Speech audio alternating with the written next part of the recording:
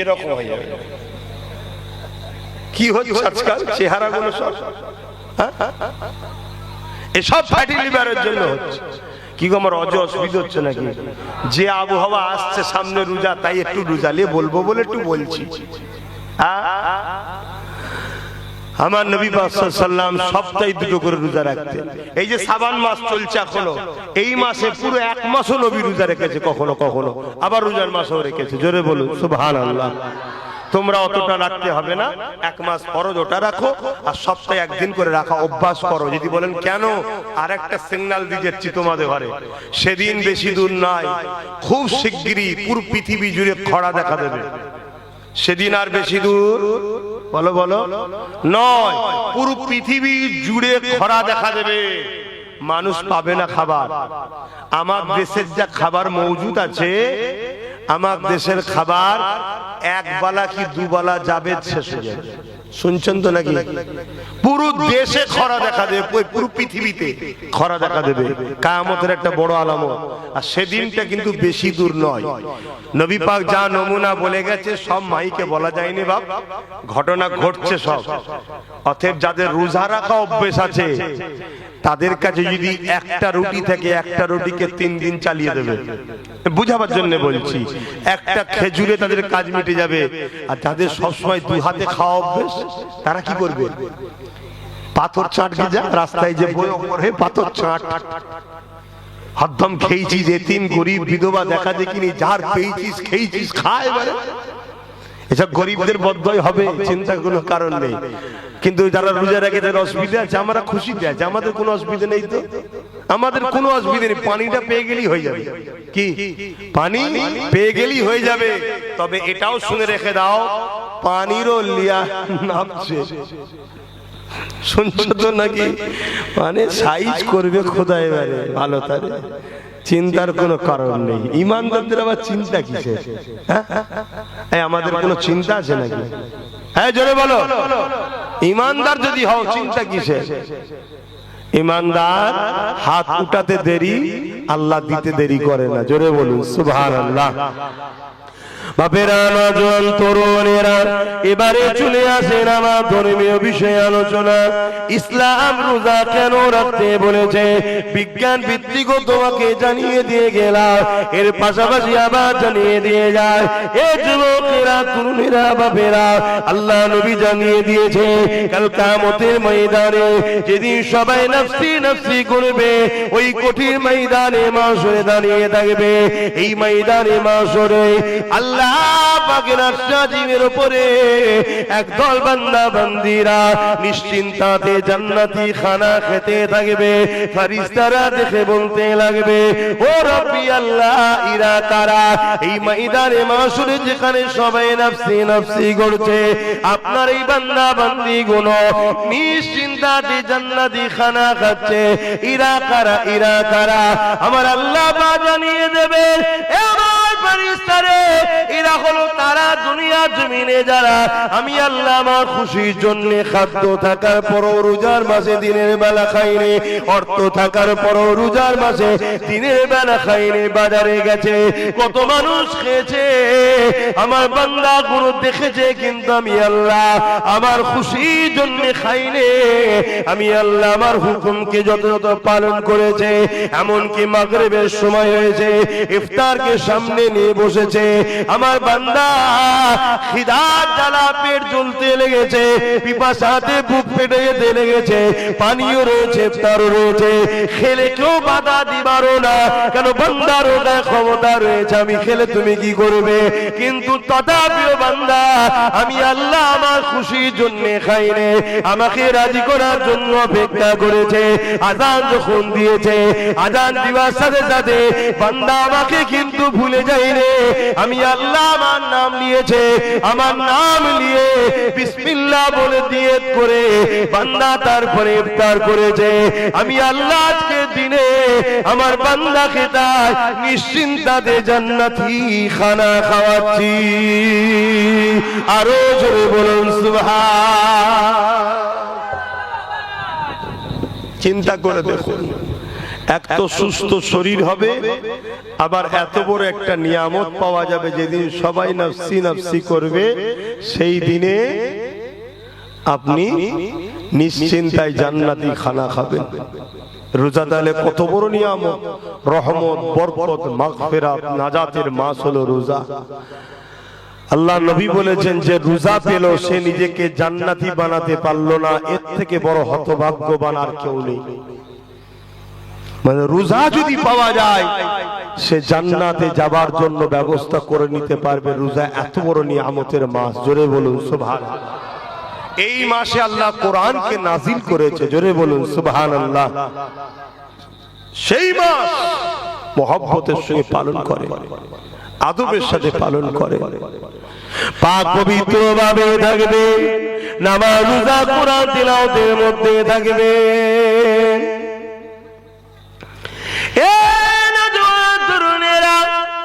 আরব দুনিয়া 11 মাস ইনকাম করে আর রোজার মাসে খরচ করে, আর আমরা মুসলমান এখানকার রোজার মাসে ইনকাম করি, 11 মাস খরচ করি। কি করে না করে না? 2 টাকার মাল একদম 10 টাকা, কি করে না করে না? আপনাদের কষ্ট হচ্ছে?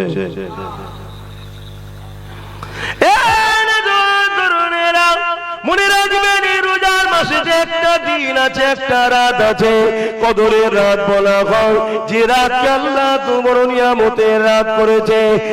এক রাতের ইবাদত 1000 মাসের ইবাদতের নেকি পাওয়া যায়।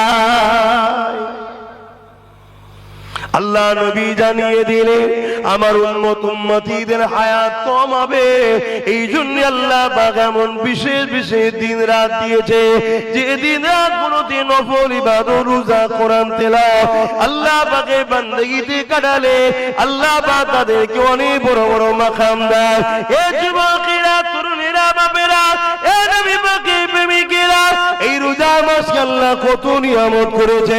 আল্লাহ পাক রোজাকে বলেছে আসসামু লি ওয়া আনা বিয়াদিয়া, রোজা হলো আমি আল্লাহ আমার খাস ইবাদত। নামাজ আল্লাহর জন্য, হজ আল্লাহর জন্য, দান খায়রাত সবই তো আল্লাহর জন্য। আল্লাহ ছাড়া অন্য কারো জন্য করাই তো ইসলামে হারাম, সবই ইবাদত আল্লাহর জন্য। কিন্তু সবকিছুর মধ্যে রিয়া আছে। নামাজের মধ্যে লোক দেখানো থাকতে পারে, হজের মধ্যেও লোক দেখানো থাকতে পারে না, পারে না। যেমন লোক হাজি বলবে, দানের মধ্যেও লোক দেখানো থাকতে পারে না, পারে না। লোক আমাকে দাতা বলবে, হ্যাঁ, কিন্তু কেউ কি রোজা রাখবে লোক দেখানোর জন্য? বলে লোক দেখানো যদিও রাখে, লুকিয়ে তো যে খেয়ে নেবে। কি আমরা যেমন ছোটবেলায় রোজা রাখতাম, যখন মায়েরা বলতো বাবা আরেকটু অপেক্ষা কর, আরেকটু অপেক্ষা কর, তখন ছোট ছোট তো ছোটবেলা থেকে আমরা হ্যাবিট, অভ্যাস, ট্রেনিং দেওয়া হয়েছে। আজকে অনেক বড় বড় লোক রাখতে পারে না, কারণ অভ্যাস নেই। আলহামদুলিল্লাহ আমাদের কোনো ব্যাপারই নয়, যে কোনো দিন রোজা রেখে দিতে পারবো, কোনো ব্যাপারই নয়। খাবার কথা মনেও পড়বে না, কেন একটা হ্যাবিট হয়ে গেছে, শরীর সেভাবেই তৈরি হচ্ছে। তা রোজা কেন বলেছে আল্লাহ আমার খাস ইবাদত? যে লোক দেখানো যদিও রাখে, বান্দা তো লুকিয়ে খেয়ে ফেলবে। কিন্তু যারা সত্যি রোজা রাখে তারা লুকিয়েও খায়। আমরা তখন ছোট ছিলাম, বাদ দেন না, ছোটদের জন্য তার শরীয়ত নয়। জ্ঞান বিবেক বুদ্ধি বড় হয়ে গেলে তখন শরীয়ত। বাচ্চাদের জন্য কি শরীয়ত নাকি? এই যে বাচ্চারা বসে, এদের কোনো ভুল আছে নাকি? এরা যা করবে সবটাই ঠিক, এরা যা করবে সবটা ঠিক, এদের কোনো ভুল নেই। এখন আপনার আমার নজরে ভুল লাগতে পারে, কিন্তু আল্লাহ এদের ভুলটা লিখবে না, এরকম গুনাহ লিখা হবে না। যেদিন থেকে জ্ঞান বিবেক বুদ্ধি আসবে ওই দিন থেকে ধরা হবে, তুমি ন্যায়ের পক্ষে চলো। যদি 80 বছর বয়সে কোনো মেন্টালি সমস্যা থাকে, সে যা করবে কোনোটাই লিখা হবে না, কেন তার ব্রেন ঠিক নেই। বুঝতে পারছেন? আল্লাহ আমাদেরকে ব্রেন দিয়েছে, এই নিয়ামতওয়ালা জিনিস যেমন পেয়েছি, এর আবার হিসাবটাও নেবে যে কোথায় কোথায় লাগিয়েছিস বল। ব্রেন তো ভালো দিয়েছিলাম, মদ খেয়ে রাস্তায় ঠলছিলিস কেন? কি মদ খাই না, খাই না? যাক বাপেরা, নওজোয়ান তরুণেরা, এ আমার নবী পাকের প্রেমিকেরা, আল্লাহ পাকের একজন আলেম বান্দা, তার প্রতিবেশী একটা ইহুদি ধর্মের মানুষ ছিল। সে একদিন মারা গেল। মারা যাবার পরে আলেম বান্দাটা খবে দেখতে লেগেছে। ওই ইহুদি ঘরের ছেলেটা সে যেন আল্লাহ পাকের জান্নাতের বাগানে ঘুরতে লেগেছে। এটা দেখে আলেম বান্দা অবাক হয়ে গেল। এ আল্লাহ পাকের বান্দারে, তুমি তো ইহুদি ধর্মের মানুষ ছিলে, তুমি মারা গেছো, কিন্তু তোমার ঠিকানা জান্নাত কি করে হলো? আমি অবাক হতে লেগেছে। ওই আলেম বান্দাকে ওই ইহুদি বান্দাটা বলতে লেগেছে, এ আল্লাহ পাকের উলামা বান্দারে, হ্যাঁ আমি ইহুদি ছিলাম, কিন্তু আজ আমি ইহুদি নয়। আমার মরণটা ইসলাম ও কলেমার মাধ্যমে হয়েছে। কারণটা কি বিস্তারিত বলো? ওই সময় আলেম বান্দাকে ওই ইহুদি বান্দাটা বলতে লেগেছে যে কিন্তু এখন ইহুদি আর না। সে বলতে লেগেছে, একদিন আমি রোজার মাস ছিল, আমি আমার সন্তানকে নিয়ে বাজারে গিয়েছি। ওই বাজারে যাবার সময় আমার বেখিয়ালে আমার বাচ্চা দেখি একটা খাবার হাতে করে নিয়ে খেতে খেতে যাচ্ছে। আমি তখন বাচ্চাতে খাবারটা নিয়ে বলেছিলাম, বাবা তুমি আজকে খেও না ওপেন ভাবে, কেননা মুসলমানেরা রোজা রেখেছে, তারা উপোস রোজা করতে লেগেছে। এইভাবে ওপেন যদি খাও, তাদের সামনে যদি খাও, হয়তো তাদের কষ্ট হতে পারে। এই রোজাকে সম্মান জানিয়ে বাচ্চাকে ঘরে নিয়ে চলে এসেছিলাম। তাকে খাবারটা তাকে দিইনি প্রকাশ্য খাবার জন্য। এ আল্লাহ পাকের আলেম বান্দারে, এই যে রোজাকে সম্মান জানিয়েছিলাম, ওই রাত্রিরে আমি নূর নবীকে খবে দেখছিলাম। তো নবী বলেছিলেন, হে আল্লাহ পাকের বান্দারে, তুমি রোজাকে সম্মান জানিয়েছো, আল্লাহ বড় খুশি হয়েছে, তাই তুমি কলেমা পড়ে নাও, আল্লাহ তোমার জন্য জান্নাত রেখেছে। এই আল্লাহ পাকের আলেম বান্দা, আমি কলেমা পড়েছি, ইমানের কলেমা নসিব হয়েছে, আমার মৃত্যু হয়েছে, আমার জীবনের গুনাহ আল্লাহ মাফ করে দিয়ে রোজাকে সম্মান জানানোর জন্য আল্লাহ জান্নাতি বানিয়েছে। আরো জোরে বলুন সুবহান। শুনছেন বাপ জানেরা, সারা বছর সারা মাস সারা দিন কষ্ট করে রোজা রেখে যেখানে সেখানে খেতে চলে যাবেন না। খুব সাবধান। আমাকে অনেক ভালোবাসার লোকেরা দাওয়াত দেয় ইফতার ও দুয়ার মাহফিল। ইফতার ও দুয়ার মাহফিল, এটা যেটা আমাদের ধর্মীয় কাজ, ভালো জিনিস, এগুলো করবেন, আলেমদের লিয়ে করবেন, আলেমদের লিয়ে করবেন, নিজের ধর্মের কাজ নিজেদের লোক লিয়ে করবেন। কথা বুঝে আসছে? ভালো কাজ করুন। সেখানে এই বাহানায় কত গরিব এসে বসবে, একটু ভালো মন্দ খেলো, তা আমাকে দাওয়াত দেয়, আমি কিন্তু সাথে করে ইফতার নিয়ে যাই। কেন? সারাদিন রোজা রেখে কিছু বুঝছেন, আমি কাউকে খারাপ বলছি না, তারপর ইতমিনানে কলবের জন্য পরের পয়সায় রোজা খুলবো কেন? নিজের পয়সায় রোজা খুলি। তারপরে তারা যখন ভালোবাসাই বলে ভাই যেন একটু নেন, শরীক হই, অস্বীকার করছি না, কিন্তু খুলি নিজের পয়সা দিয়ে। একটু মনে রাখবেন, যাতে করে আপনার রোজাটা শেষ হয়ে যাক, এটা একটা ষড়যন্ত্র চলছে। কারণ ইসলামের দুশমন যারা, তারা কখনো চাইনি মুসলমান ঈমান ও আমলের সঙ্গে থাকুক। যেমন আজকে জোর করে কেউ ওয়াকাফ সংশোধনের নামে ওয়াকাফকে নিয়ে মাদ্রাসা মসজিদকে শেষ করে দিতে চাইছে, ঠিক তেমনি কেউ আবার স্লোগানের নামে আমাদের ঈমানকেও বরবাদ করার চেষ্টা করছে। যেমন একটা সমাজের স্লোগান আছে, ধর্ম যার যার, কথা বলে, এই কথাটা মানা যাবে? কথা বলেন না? তো এর প্রতিবাদ কোন আলেম উলামা করে, কোন মুফতি মাওলানা করে? কারো মুখে শুনেছে কোন মায়ের লালের প্রতিবাদ করেছে? আলহামদুলিল্লাহ আমি করি। কেন? এই স্লোগানের মধ্যে শিরক আছে। যদি কোন মুসলমানের বাচ্চা এই স্লোগানকে মেনে নেয়, সঙ্গে সঙ্গে মুশরিক হয়ে যাবে। ধর্ম যার উৎসব তার দেশটা সভা, এটা হওয়া দরকার ছিল স্লোগান। ধর্ম যার উৎসব তার দেশ সভা, এটা নয়। শয়তানদের পিলারই হলো আমাদেরকে বেঈমান বানানো। তাই যেমন করে ছলে বলে কলে কৌশলে বেঈমান করে দেওয়া পারে। যদি বলেন বেঈমান করলে ওদের কি লাভ? বেঈমান করলে আমাদের উপরে আল্লাহ সাহায্য আসবে না। আল্লাহ যখন সাহায্য আসবে না, যারা আমাদেরকে মিটাতে চাইছে সহজে মিটিয়ে ফেলবে। আর ঈমান যদি থাকে, ঈমান যদি থাকে, আলহামদুলিল্লাহ, তোমাকে মিটাতে চাইবে যে আল্লাহ তাকে মুটিয়ে দেবে। জোরে বলুন সুবহানাল্লাহ। বাপেরা, নজওয়ান তরুণেরা, দুদিনের মায়া জালে জড়িয়ে গিয়ে আখিরাতকে হারিয়ে ফেলবেন না। আমরা ইসলামের বিশ্বাসী, ইসলাম আমাদেরকে জানিয়েছে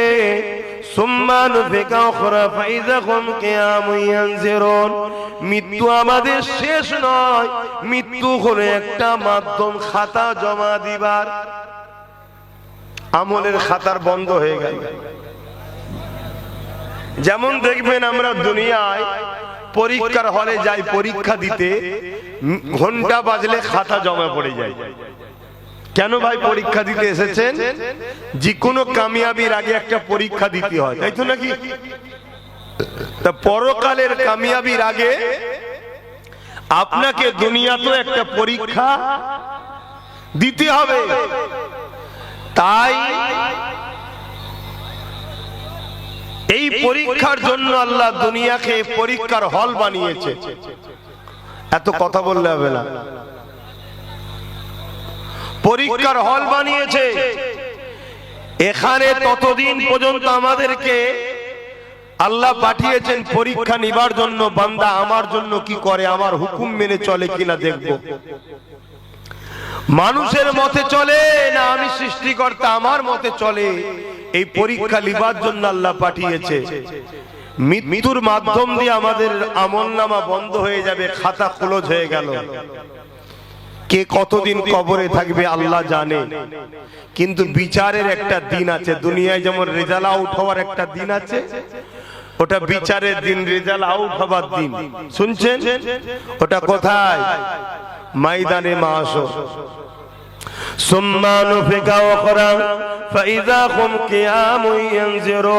ওই ময়দানে মাহশরে সবাইকে ওঠানো হবে। ওই দিনে আল্লাহ পাক যাদের ডান হাতে আমলনামা দেবে তারা কামিয়াবি হয়ে যাবে, যারা অন্যায়কারী হবে তাদের সিনার মধ্যে দিয়ে বাঁ হাতটাকে পিছনে দিয়ে পিছনে আমলনামা দেওয়া হবে। এ যুবকেরা, তরুণেরা, বাপেরা, ওই দিনটা হবে তোমার আমার জন্য বড় ভয়ানক দিন। কানা মেঘদর খামসিনাল ফাসানাতে 50,000 বছরের একটা দিন সৃষ্টিকর্তা বানাবে। ওই দিনে তোমাকে আমাকে দাঁড়াতে হবে, সবাইকে আল্লাহ পাক ওই দিন হিসাব নেবে। এ যুবকেরা, ওই দিন মাথার এক বেগ দেখতে এক হাত উপরে আল্লাহ সূর্যকে নামিয়ে দেবে, সূর্যের 12 গুণ তাপকে আল্লাহ বাড়িয়ে দেবে। মাথার খেনুগুলো গলে গলে নাক দিয়ে জোরে জোরে পড়তে থাকবে। মানুষ কিন্তু মারা যাবে না। শুনছেন তো? মানুষের শরীরে এখানে একটা জিনিস আছে যেটাকে আত্মা বলা হয়, রূহ বলা হয়। এইটা অ্যাকচুয়ালি কি? এটা হলো সৃষ্টিকর্তার হুকুম।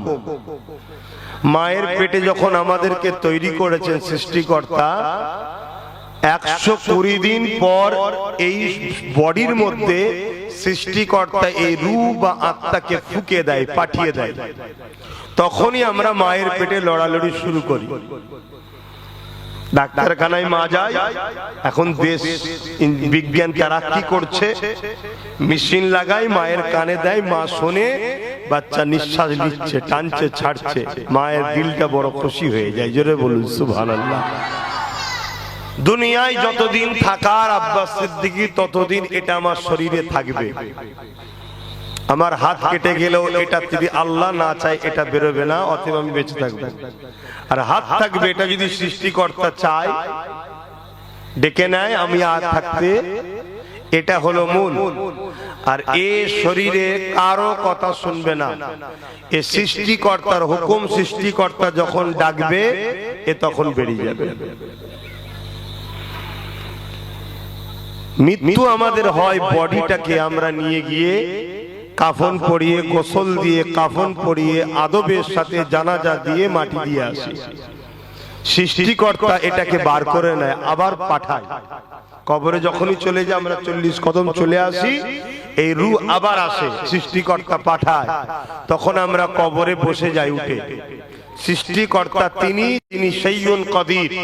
তিনার কোন জিনিস করতে গিয়ে সময় লাগে না, শুধু বলে কাফ নুন কুন হো যা, ফায়াকুন সঙ্গে সঙ্গে হয়ে যায়। জোরে বলুন সুবহানাল্লাহ। কবরে যখন উঠে বসবো, কবরে ফারিস্তা সে জিজ্ঞেস করবে মান রব্বুকা, তোমার রব কে? প্রশ্ন শুরু হলে পারে। কবরে তিনটে প্রশ্ন হবে। দ্বিতীয় নম্বর মা দিনুকা, তোমার দিন কি? 3 নম্বর হলো আমার নূর নবী দয়াল নবীকে হাজির করানো হবে। নবী পাক সাল্লাল্লাহু আলাইহি সাল্লামকে দেখিয়ে বলা হবে ইনি হলেন মুহাম্মদ সাল্লাল্লাহু আলাইহি সাল্লাম, ইনার সম্বন্ধে দুনিয়াতে তোমার আকীদা ধারণা কি ছিল বলো। এই তিনটে প্রশ্ন করা হবে। বাস এই তিনটে প্রশ্ন যে দিতে পারবে, জান্নাত থেকে সুরঙ্গ করে দেওয়া হবে, কবরে এসে আরামের ঘুম ঘুমাতে থাকবে। জোরে বলুন সুবহানাল্লাহ। আর না হয় এই তিনটের যে উত্তর দিতে পারবে না, তার কবরকে জাহান্নামের একটা গর্ত করে দেওয়া হবে, 99টা সাপ দেওয়া হবে। একটা সাপের দুটো মুখ থাকবে, 99টা সাপ দেওয়া হবে। আল্লাহ নবী বলছেন ওই সাপ যদি দুনিয়াতে নিঃশ্বাস ফেলে, ওই এলাকায় কখনো আর গাছ গজাবে না, এত তাপ। সেই সাপকে নিয়ে থাকতে হবে যারা সৃষ্টিকর্তার অবাধ্য হয়ে চলবে। এটা হলো ইসলামের মেসেজ। কথা মাথায় ঢুকছে? তো ভাইরা আমার, কিন্তু ময়দানে মাশর এটা হলো কি পুরো হিসাব দিবার একটা দিন। হযরত ইসরাফিল আলাইহিস সালাম সিংহাতে ফু দেবে, মানুষগুলো নাগল দিলে যেমন আলু জমিন থেকে ওঠে, মানুষ জমিন থেকে উঠতে থাকবে।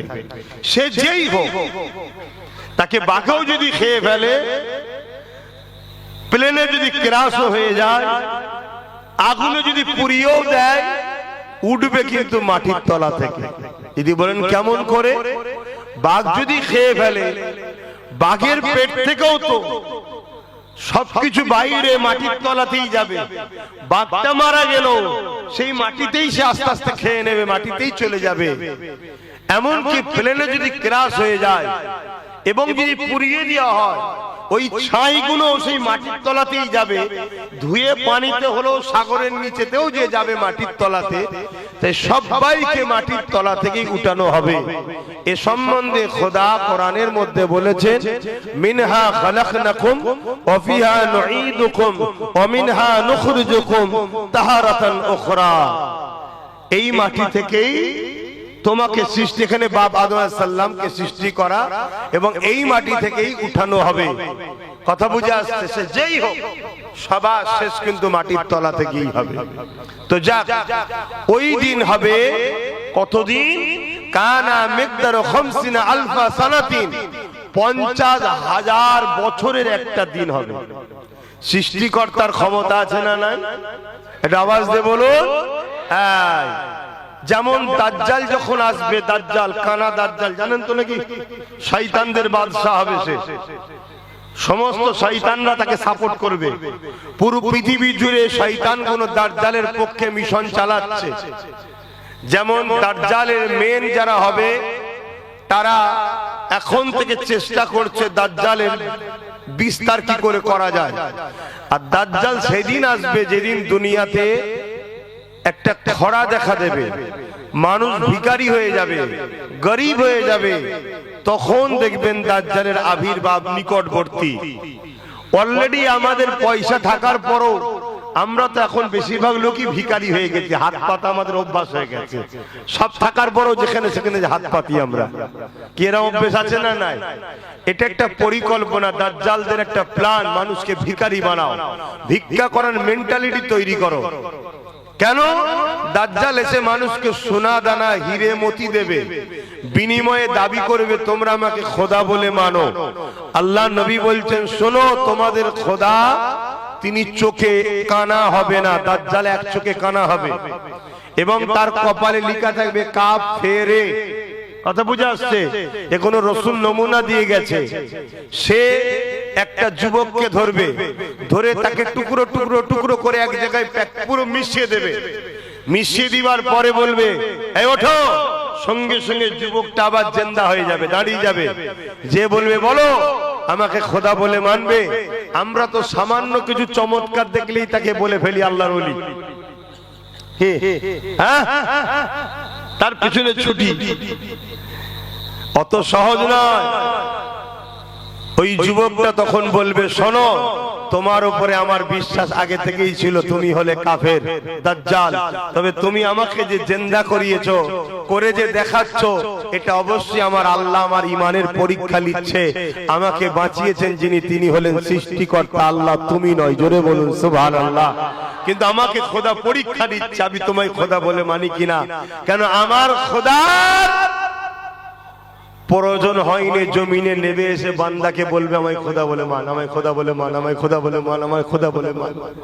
শুনছেন তো নাকি? এটা দাজ্জাল করবে। যাকে একটা কথা এসেছিল একটু বলে দিলাম। কি কথা বলতে গিয়ে এদিক চলে গেলাম। হ্যাঁ, দাজ্জাল যখন আসবে, দাজ্জালের প্রথম দিনটা হবে 1 বছরের মতো বড়।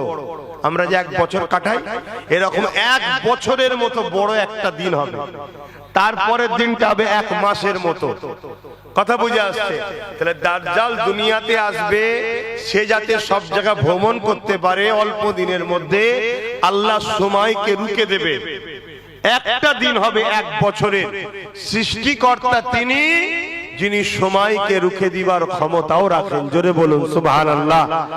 যেমন আমরা আমার নবী পাক সাল্লাল্লাহু আলাইহি ওয়াসাল্লাম মিরাজে গিয়েছিলেন, সুবহানাল্লাযী আসরা বিআবদিহি লাইলাম মিনাল মাসজিদিল হারাম ইলাল মাসজিদিল আকসা আল্লাযী বারাকনা হাওলাহু লিনুরিয়াহু মিন আয়াতিনা ইন্নাহু হুয়াস সামিউল বাসীর।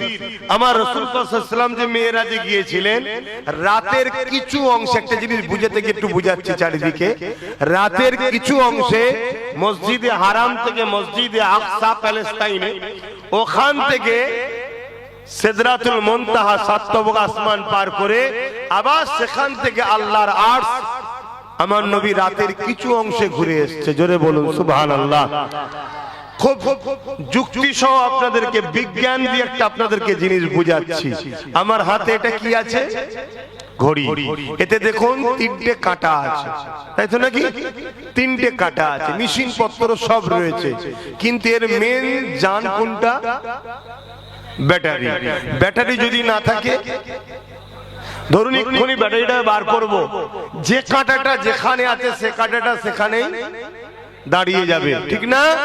আবার একটা ব্যাটারি যখন লাগাবো, সেখান থেকে চলা শুরু হবে।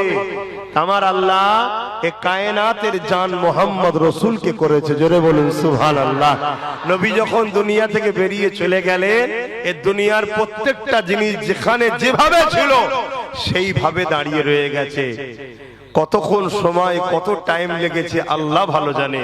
তবে এতটুকু বলতে পারি, সৃষ্টিকর্তা তিনি, যিনি শাইউল কাদির, তিনি সর্বশক্তিমান, তিনার কাছে